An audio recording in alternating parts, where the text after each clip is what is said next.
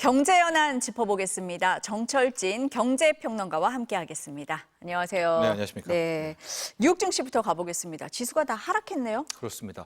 무디스의 미국 신용등은 강등 때도 무덤덤했었거든요. 그러나 시간이 좀 지난 다음에 뒤에도 설명하겠지만 트럼프 대통령의 감세한 이런 것이 맞물리면서 다시 한번 미국이 갖고 있는 그 어마어마한 국가 부채, 여기에 대한 두려움이 커졌던 것 같습니다.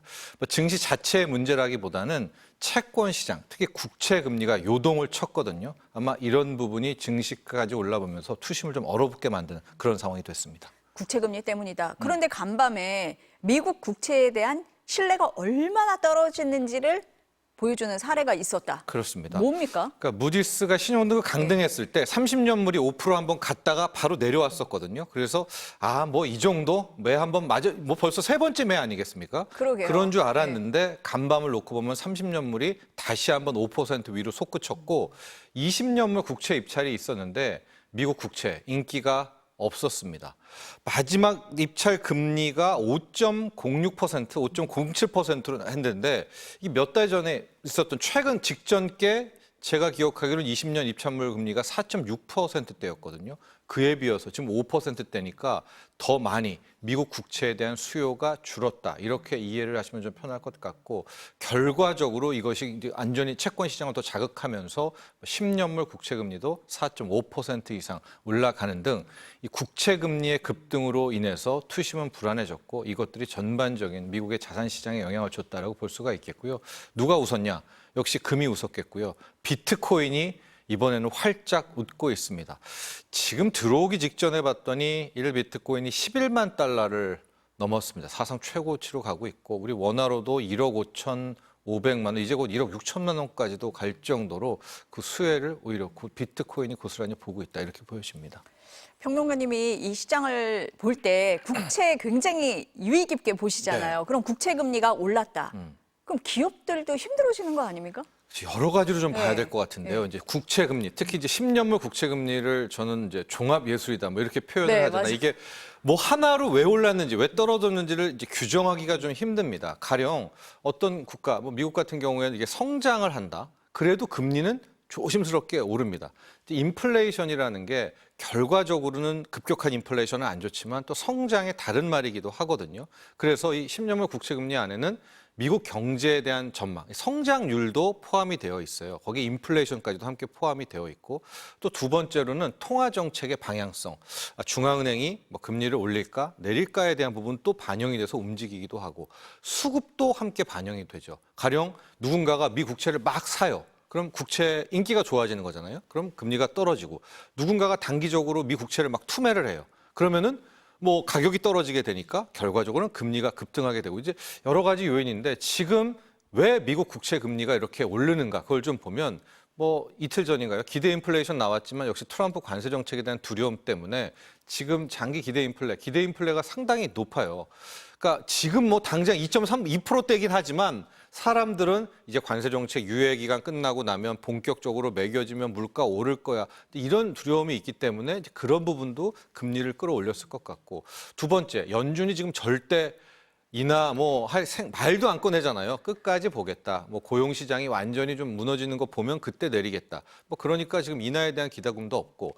그런데 이렇게 단기적으로 튀어 올랐다는 것은 제가 봤을 때는 수급 요건이 좀 컸다고 보거든요. 그런 앞선 두 가지 요인보다는 누군가가 국채를 많이 내던졌다. 그래서 지난 3월 말 4월에 있을 때는 그게 중국이 내다 팔았냐, 일본이 팔았냐, 그러지 않았었습니까?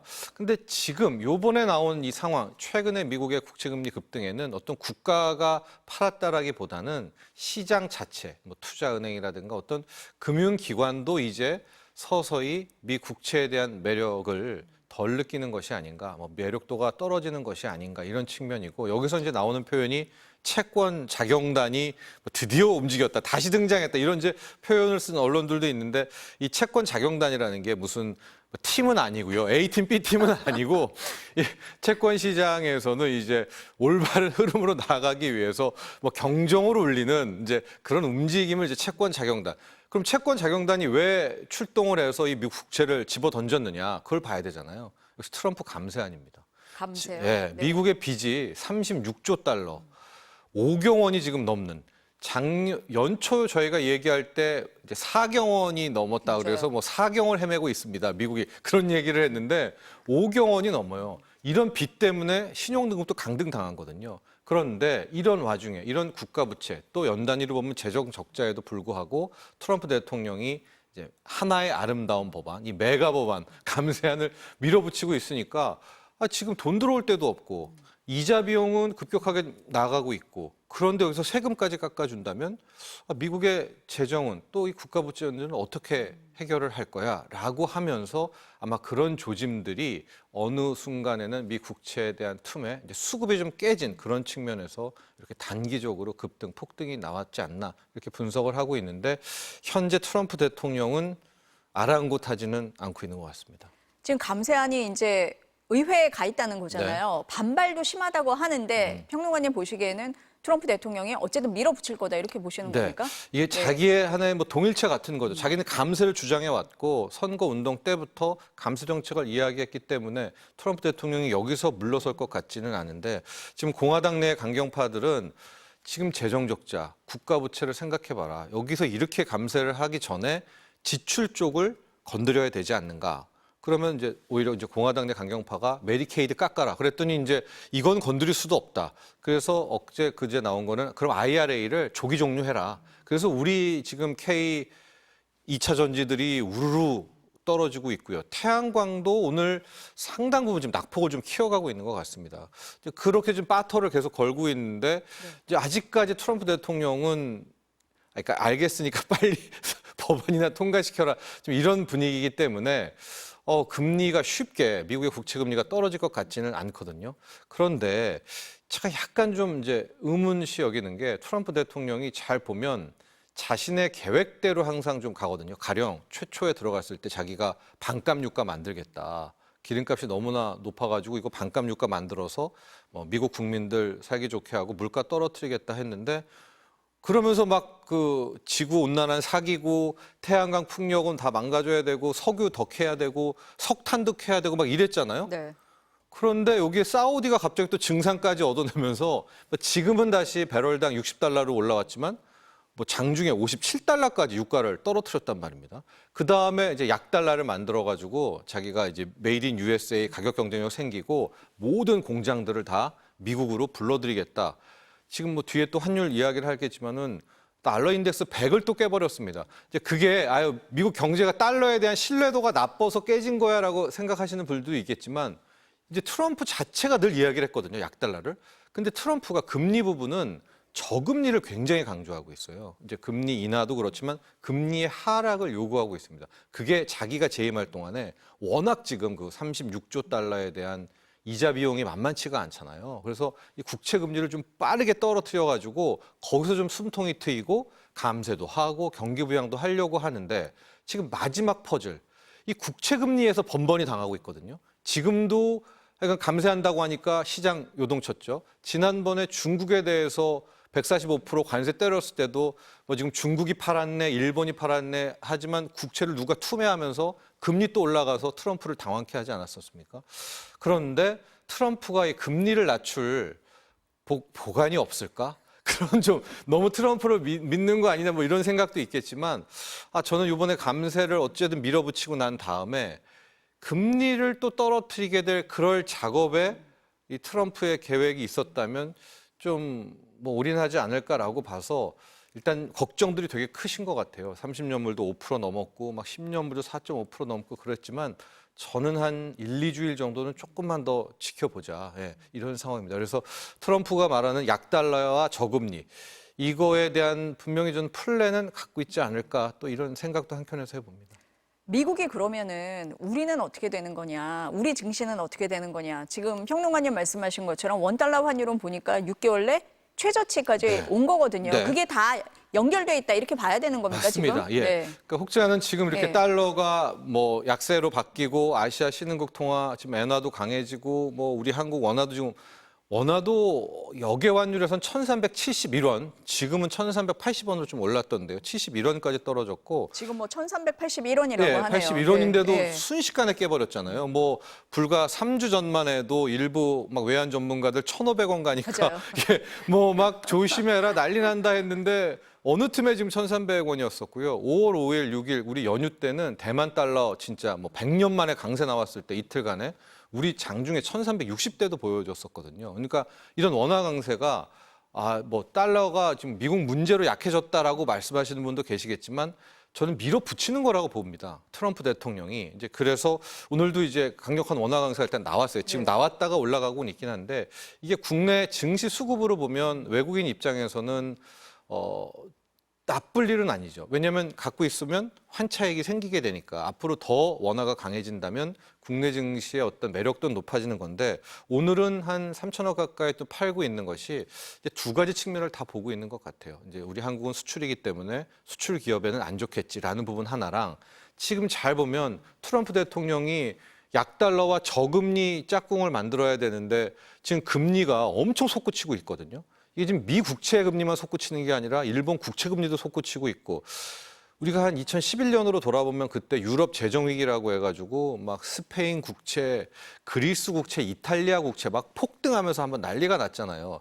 그 부분을 좀 아직은 걱정을 하고 있어서 오늘 국내 증시도 뭐 뉴욕 증시와 좀 연동해서 함께 좀 약간 급락세 모습들을 보이고는 있지만 일단 이렇게 빠르게 이 환율이 떨어진다, 원화 강세가 나온다라는 이 측면만 놓고 본다면 뭐 이렇게 좀 생각하시면 될 것 같아요. 환율이 1,500원이 무섭냐, 경제 위기냐, 1,200원이 경제 위기냐라고 하면 이게 이제 중장기적으로 보면 1,200원, 1,100원으로 떨어지면 지금 우리 수출 기업 뭐 매력도 떨어지고 중장기적으로 다 힘들어지는 거는 맞지만 우리가 단기 파트를 좀 보면 1,500원 간다라고 해서 막 경제 무너진다고 했잖아요. 근데 이제 또 갑자기 그분들이 싹 바꿔가지고 1,200원 가니까 경제 무너진다. 저는 이건 아니라고 보거든요. 그래서 일단은 워낙 강세가 되는 부분을 좀 지켜보면서 미 국채 시장 빠르게 좀 금리가 좀 안정되는 것만 좀 찾아본다면 저는 오히려 큰 수급, 달러 약세는 기조적으로 갈 것 같거든요. 그게 좀 미국을 떠나서 이제 신흥국 쪽으로 아시아 쪽으로 좀 한번 오지 않을까라는 좀 생각을 갖고 있고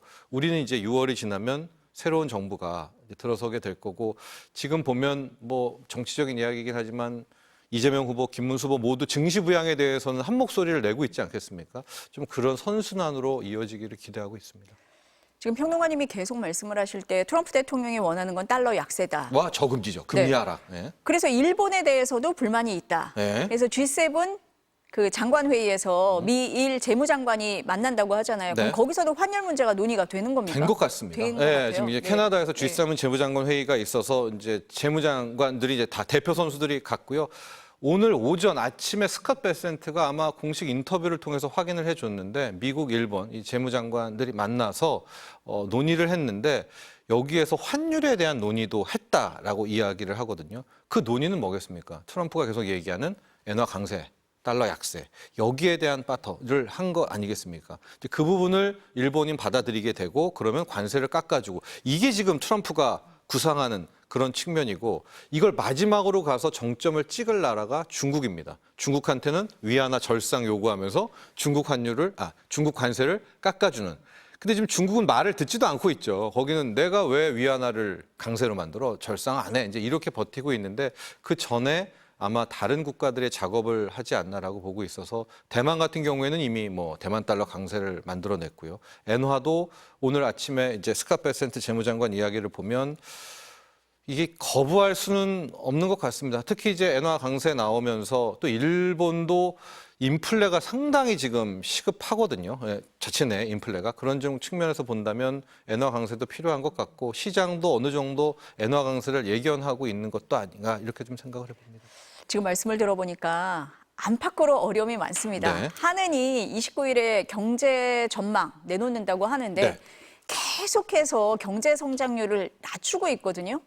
이번엔 어떨 것 같습니까? 0%대 나올 것 같습니다. 0%대까지요? 네네. 다음 주 목요일이 네. 이제 29일이 한국은행의 금통이고요. 이때 이제 경제 전망을 내놓잖아요. 이제 한국은행에서. 근데 그 직전에 경제 성장률이 1.5%.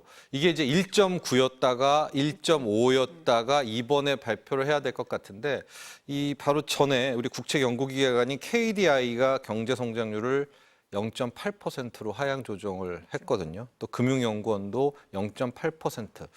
그러니까 우리 국채 연구기관이 0.8로 했다라면 전 한국은행이 뭐 제가 봐도 이런 상황이라면 0%여서 저는 한 0.8% 정도로 이번에 또 마치지 않을까. KDI, 금융연구원, 한국은행이 여기 0.8%의 성장률을 좀 이거 발표하지 않을까라고 예상 전망치를 보고 있는데 참고로 우리 대한민국 경제, 한국 경제가 마이너스 성장을 했던 연간으로요. 2번밖에 없었습니다. 이제 98년 IMF 외환위기 때 마이너스 4.9% 그리고 코로나 때가 이제 마이너스 0.7%였었고 우리가 알고 있는 2008년 말 금융위기 터지고 2009년도 가까스로 플러스 0%대를 맞췄었거든요. 그러니까 지금 우리의 수준이 지금 0.8이 나온다는 것은 금융위기 한 대 매맞고 2009년대의 정도로 지금 경제 상황이 안 좋다라는 건데 아마 한국은행은 그걸 뭐 굳이 긍정적으로 보지는 않을 것 같습니다. 그래서 0.8%대 정도의 경제 성장률 전망을 하고 이제 그 다음 액션이 중요한데 저는 이게 이제 선거가 6월 초여서 금리 인하를 여기서 쓰지는 않을 것 같거든요. 게다가 연준은 지금 아랑곳하지 않잖아요. 그러나 현재 지금 다수설을 놓고 보면 저는 소수설인데 인하할 거다. 특히 어제 오늘 환율이 굉장히 많이 떨어졌잖아요. 이런 원화 강세에 대한 좀 힘을 얻어서 이창용 한은 총재와 금통위원들이 뭐 인하할 수도 있다 쪽을 많이 얘기하고 있는 것 같은데 저는 오히려 이번에 건너뛰고 6월 이제 선거 치르고 나서 우리는 6월에 없거든요. 그리고 이제 6월 미국의 FOMC 회의 보면 7월은 진짜 명확해질 것 같거든요. 그때 나서는 게 맞지 않나라고 보고 있는데 한번 다음 주 금통위도 지켜봐야 될 것 같습니다. 네, 29일에 있으니까요. 네. 지켜보도록 하겠습니다. 오늘 평론가님과의 말씀 여기까지 들어야 될 것 같습니다. 감사합니다.